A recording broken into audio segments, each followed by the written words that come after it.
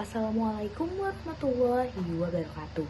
Mohon izin Akang Teteh, perkenalkan saya Alisa Humaira Rianti, saya dari kelas 10A, perwakilan OSIS dan dari kelompok kecil Lumina 1.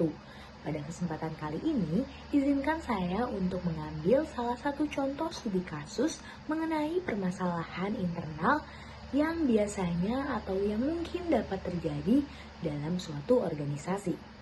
Baik, saya mohon izin kepada Kang Teteh untuk membacakan salah satu contoh studi kasus permasalahan internal OSIS yang saya ambil.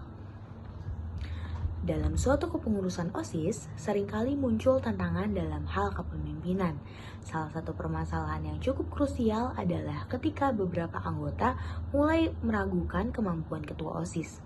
Mereka merasa bahwa ketua kurang tegas, tidak memiliki arah yang jelas, dan kesulitan dalam mengambil keputusan bersama.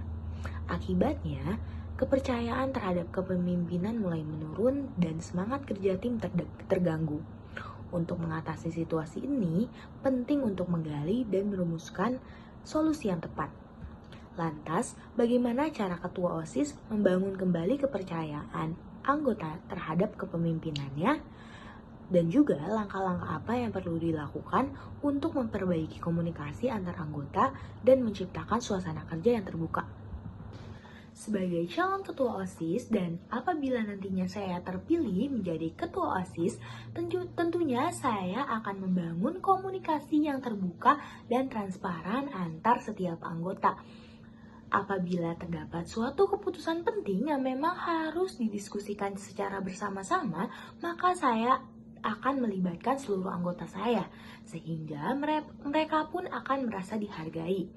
Selanjutnya, saya juga pasti akan memberikan tanggung jawab yang jelas kepada seluruh anggota OSIS, sehingga apabila mereka dilibatkan dalam suatu pengambilan keputusan yang penting, maka mereka pun akan merasa memiliki tanggung jawab dan keterikatan terhadap hasil akhir dari suatu program, suatu kegiatan maupun suatu acara tersebut.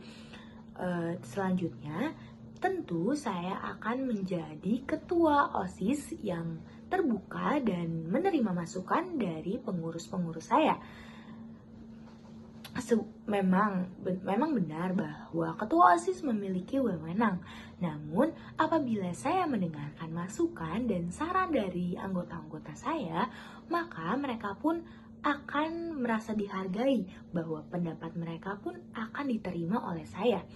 Dan yang terakhir, tentunya saya juga akan mengadakan evaluasi setelah kegiatan berlangsung.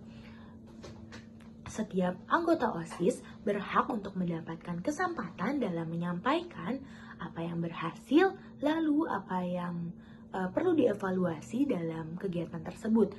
Sehingga saya sebagai ketua OSIS akan memiliki perspektif bagi anggota-anggota saya.